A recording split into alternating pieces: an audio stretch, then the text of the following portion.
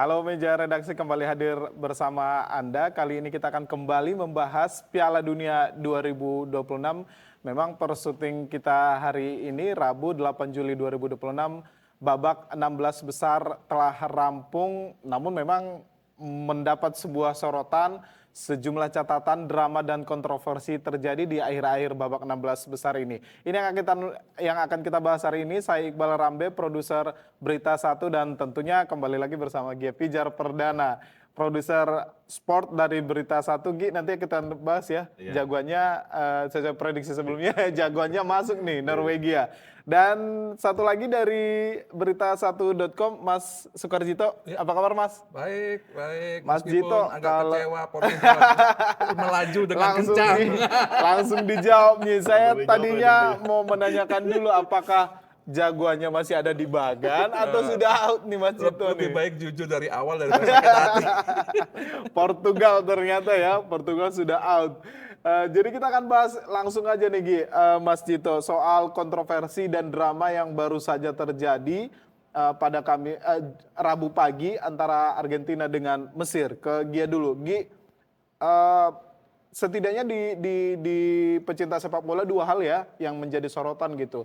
Yang gol dianulir karena VAR yang dicetak oleh Mesir, satu lagi yang penalti, yang dianggap penalti, pelanggaran Mo Salah di kotak penalti. Menurut dia ini patut menjadi perbincangan ataupun sorotan atau seperti apa sebenarnya? Sebenarnya patut, karena di sini kan kita tuh melihat bagaimana wasit itu adil terhadap kedua tim gitu. Ya. Kalau misalkan golnya Mesir itu dianulir akibat pelanggaran yang jauh banget tuh gitu ya di area kotak di area pertahanan Mesir, sebaliknya gitu ketika gol ketiga Argentina juga harusnya wasit Iya. melihat juga ke VAR gitu. Nah, ini kan jadi yang makanya staf dan pemain Mesir di bangku cadangan tuh marah terhadap hal itu gitu, karena mereka pengen wasit lihat aja dulu ke VAR, Ya. terlepas nanti hasilnya pelanggaran atau bukan kan itu hal yang berbeda ya. Tapi yang penting itu wasit ya harus lihat ke VAR dulu untuk menjaga bahwa ya ada adil gitu di match ini gitu. Itu menunjukkan keadilan ya. Keadilan dulu deh gitu. Setidaknya lu wasit lihat dulu Lihat gitu. dulu, walaupun nanti mungkin wasit nilai pelanggarannya kan kalau kita lihat di replay juga sebenarnya minim kontaknya ya. Iya. Tapi yang jadi perbincangan tuh bagaimana sebenarnya wasit tidak mau call VAR gitu, dan ya itu dia gitu. Jadi Iya. itu pun makanya yang membuat pelatih Mesir, pemain Mesir tuh bilang, wah ini Piala Dunia sudah diatur dan Iya. sebagainya gitu. Iya, Mas Jito melihat hal yang sama?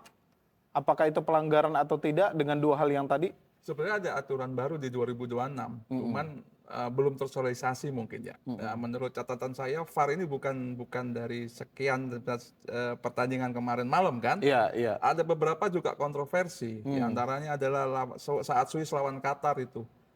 Ya kan, Swiss lawan Qatar itu hanya 1 milimeter bahu badan itu, termasuk Oh iya. gol Ronaldo saat melawan dapat 32 besar itu juga dianulir kan. Kenapa itu aturannya?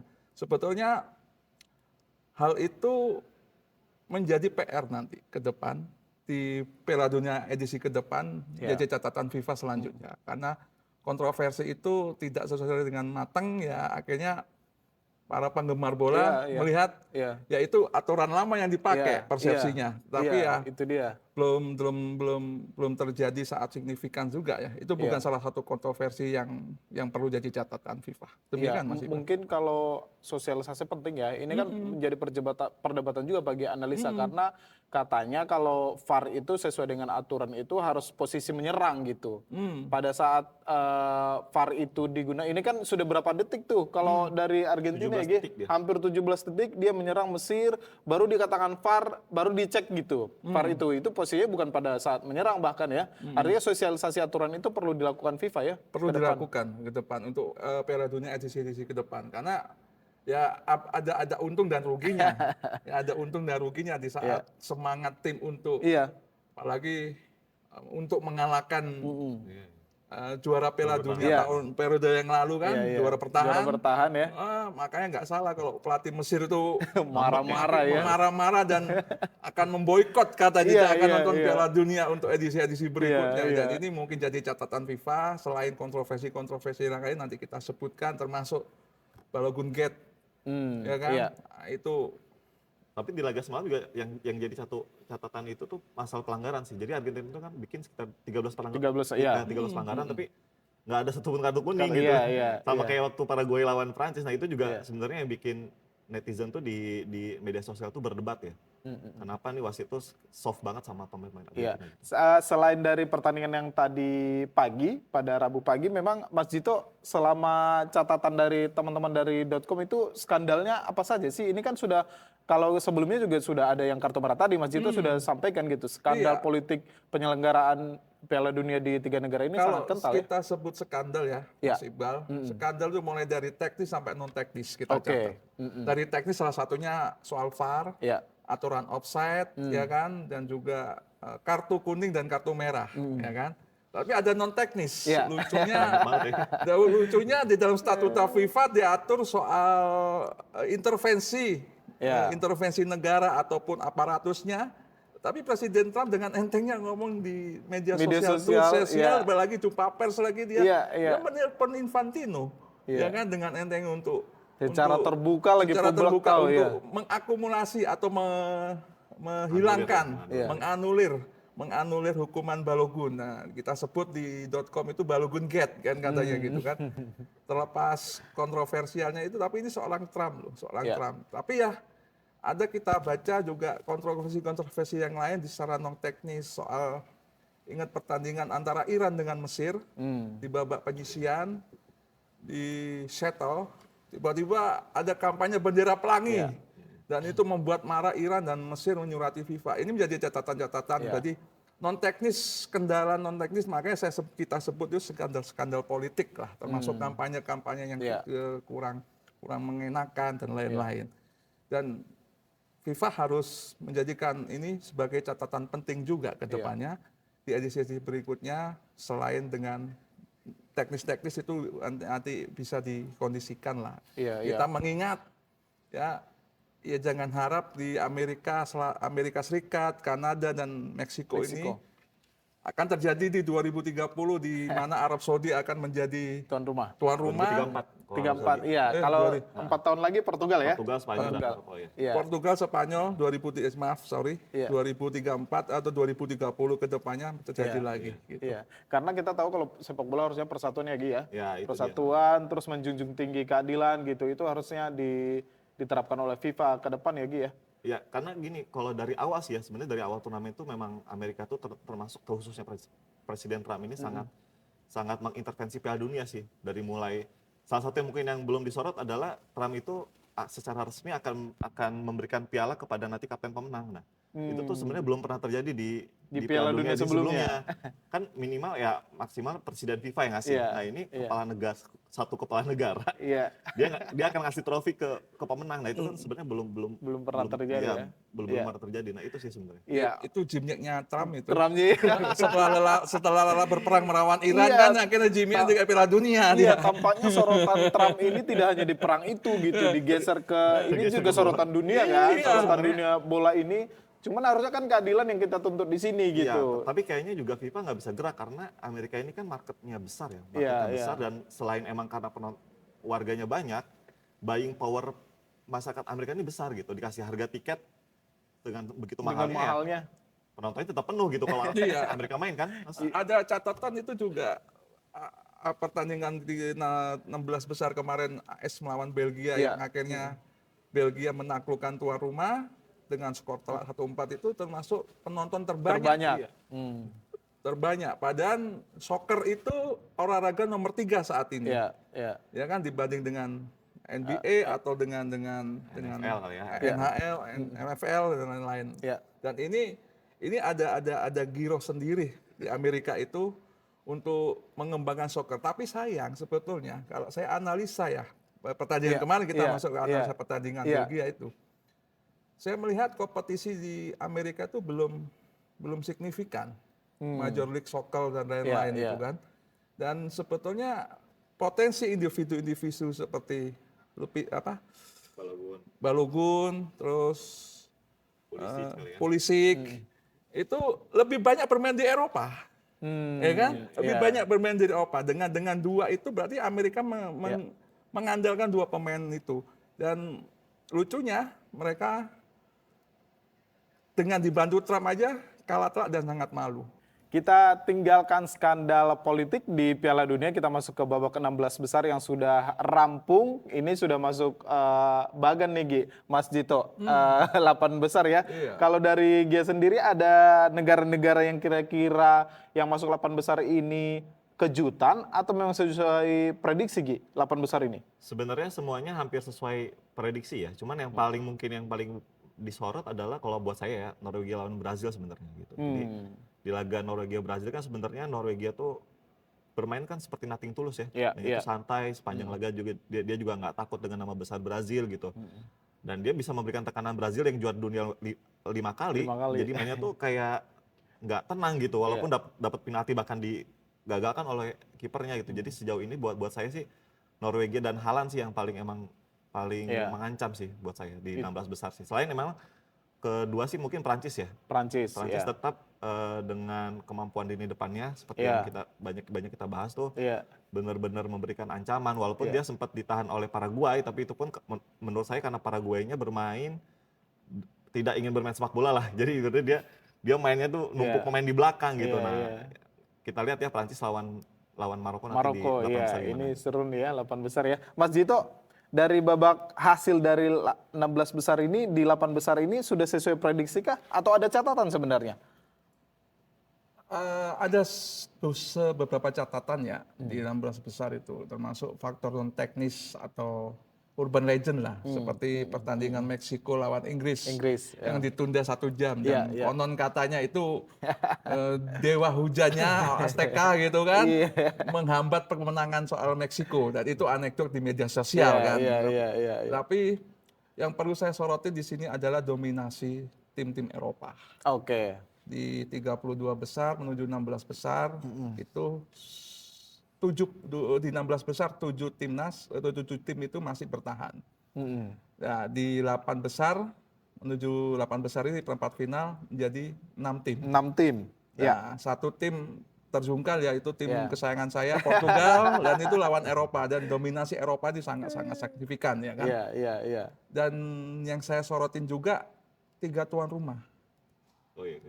Kanada, Amerika Serikat, Meksiko lewat.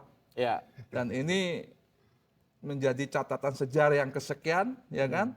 Tidak ada tim tuan rumah itu giroh kemenangan sebagai tuan rumah itu sudah memudar. Dan itu menjadi catatan penting. Dan perlu saya ketahui dari sekian tim ini sudah on fire, dan beban mental, kedalaman skuad, dan juga prediksi-prediksi yang lain non secara teknis nampaknya lebih seru ini pertandingan, lebih seru disaksikan, dan kemungkinan ya Eropa masih mendominasi. Itu masih dari 6 ya, 6 satu lagi dari Afrika, satu lagi dari Amerika Latin, Argentina ya. Siapa kira-kira yang akan menonjol nih Ki? Pertandingan mana yang akan menjadi sorotan ya? Apa semuanya akan menjadi sorotan tentunya ya. Tapi yang paling ditunggu tampaknya Prancis Argentina nih ya, atau Inggris juga? 8 besar, iya. 8 besar sebenarnya yang paling ditunggu kalau saya sih menantikan duel Inggris sama Norwegia sebenarnya. Ini di satu sisi Inggris pengen coming home karena udah nggak lama timnasnya nggak juara. Apalagi Norwegia 28 tahun nggak main di Piala Dunia. Tapi dia kalau si Norwegia itu kan disebut underdog juga bukan karena karena materi pemainnya bagus-bagus dia. Gitu. Tapi makanya ini mungkin yang paling ditunggu sebenarnya duel kalau buat saya sih Norwegia Inggris sebenarnya. Selain mungkin Prancis dan Maroko. Kalau saya melihatnya Prancis Maroko ini kan duel ulangan semifinal 2022 ya. Nah, kita lihat nih Maroko dengan penampilan lawan yang di 16 besar itu mereka bisa menang. Mereka apakah bisa balas dendam sama Prancis atau kemudian Prancis ya tetap Prancis gitu yang sesuai diprediksi Prancis akan melaju ke final gitu. Kalau Mas Jito? Saya tetap berkonsul pada Norwegia Inggris. Norwegia itu konsisten loh saat babak playoff di zona Euro Eropa. Dia mengalahkan Italia. Di playoff itu mempermalukan Italia, dan akhirnya Italia menangis sebetulnya, ya kan, liganya 4 kali liga terbaik di dunia nomor 4 kan, ya kan. Gak lolos dia. Sangat-sangat signifikan karena Haaland juga sangat memahami denyut nadi pemain Inggris karena dia berkecimpung di situ di City kan, ya kan. Dan kemungkinan pemain Inggris juga menjadikan sorotan bagi Haaland, tapi kan ada Soboslai dan lain-lain kan yang masih kuat itu. Yang saya cermatin lagi ini antara Spanyol sama Belgia. Belgia. Ya. Belgia juga lagi on fire ya. Belgia lagi on fire, kepercayaan dirinya Ya, tinggi, benar. habis ngabisin Tuan tuan rumah. rumah dengan dikerjain oleh presidennya tuan rumah ya kan?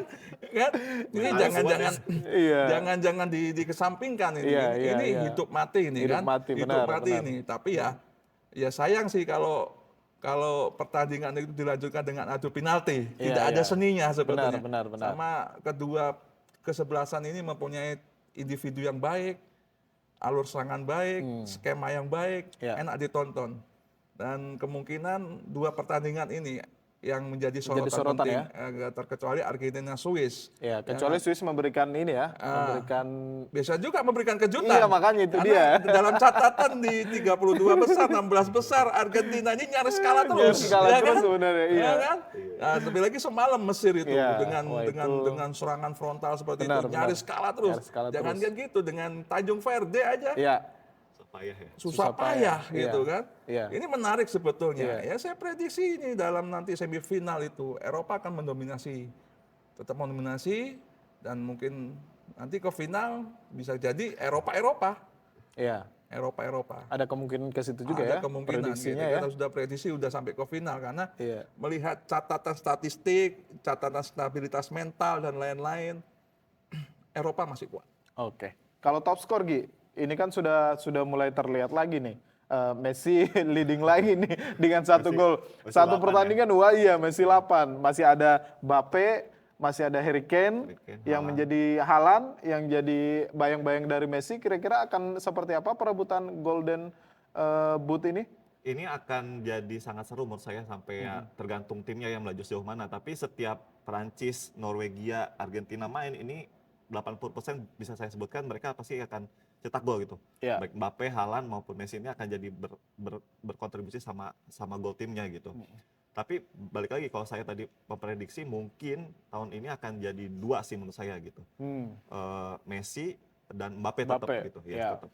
Karena menurut saya kalau Haaland dan Inggris ini saya sebenarnya pengen Norwegia melaju ke semifinal ya. Cuman kalau misalkan melihat permainan Inggris dengan semangatnya para pemain yang pengen mempersembahkan piala gitu ya.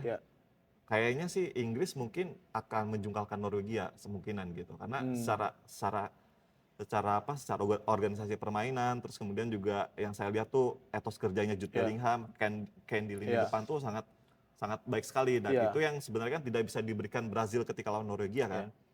Jadi ini Norwegia lawan Inggris ini akan menjadi pertarungan yang sebenarnya seru dan susah diprediksi itu, tapi akan sangat seru. Gitu. Ya kalau semangat juang sebenarnya mereka sama-sama semangat juangnya tinggi nih. Apalagi mereka kan Norwegia juga 28 tahun gak bermain di Piala Dunia, apalagi Inggris juga ingin mendapatkan gelar di Piala Dunia. Harusnya dua-duanya punya semangat juang yang tinggi ya Gi ya. Iya.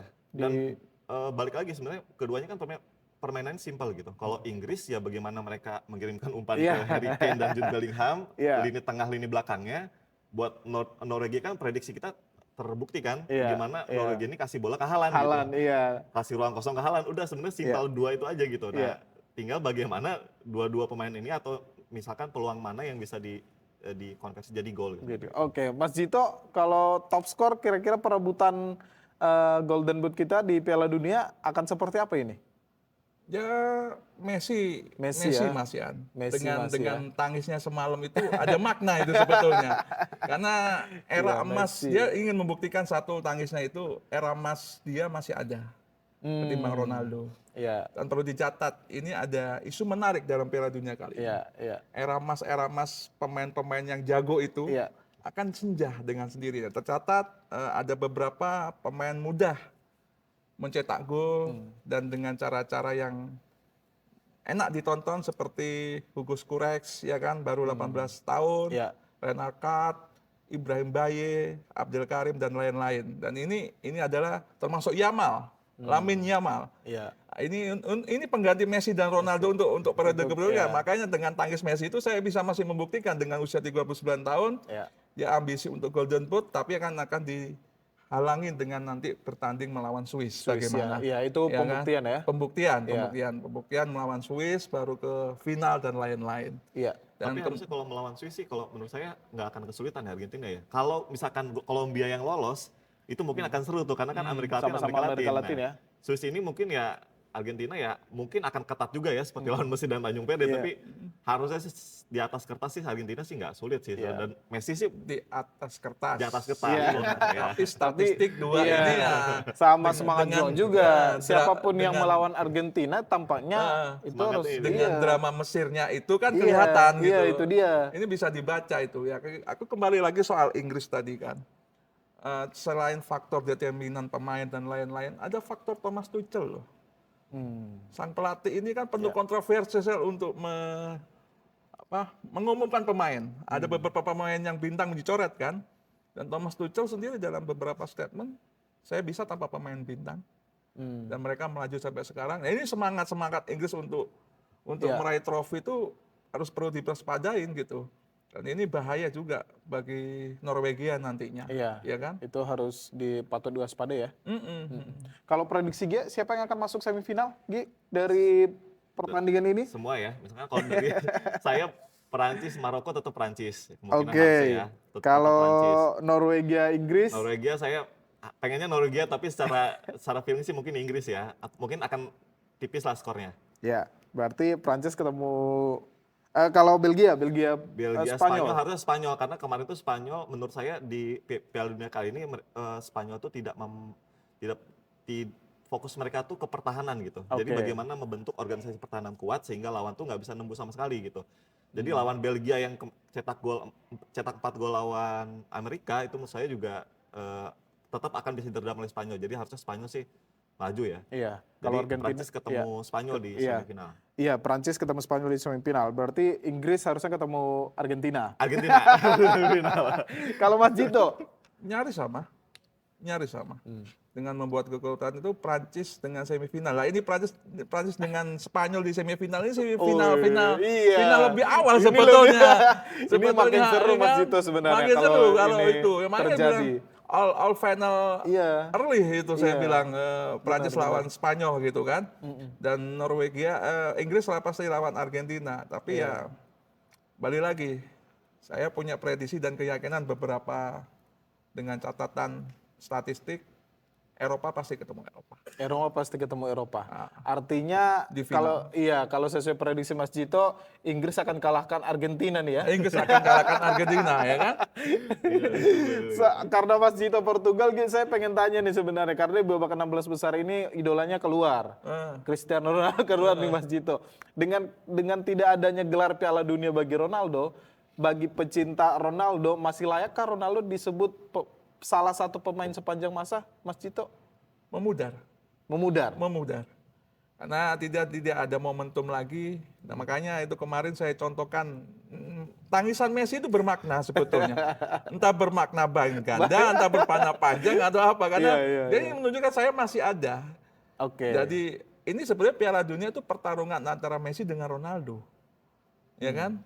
Tapi nasibnya Ronaldo berbalik dengan nasibnya Messi. Tapi jangan lupa, ini ada banyak pemain-pemain muda yang jago-jago yang lebih layak menggantikan pertarungan dua hegemoni ini. Gitu. Iya. Meskipun nggak fans Ronaldo ya, ini kan umurnya sudah nggak muda sebenarnya ya. Ronaldo tuh 41 ya? 41. Mas ya? 41, kalau kita hitung next lagi 45. Tapi jangan salah performanya kalau menurut saya sih masih oke-oke aja. Kita lihat di Liga juga 28 gol udah selama 30 pertandingan, itu menarik sekali Ronaldo ya gitu. Dan di selanjutnya Piala Dunia di Portugal. Iya kan? Itu tanda kutip tuh, banyak orang yang menanyakan juga gimana dia tertarik nggak ya kira-kira ya? Walaupun sebenarnya saat press con sebelum melawan Spanyol tuh dia udah bilang kan bahwa ini akan jadi panggung terakhir saya. Cuman kemungkinan saya sih pelatih selanjutnya Portugal tuh akan ngobrol sama CR7 kemungkinan.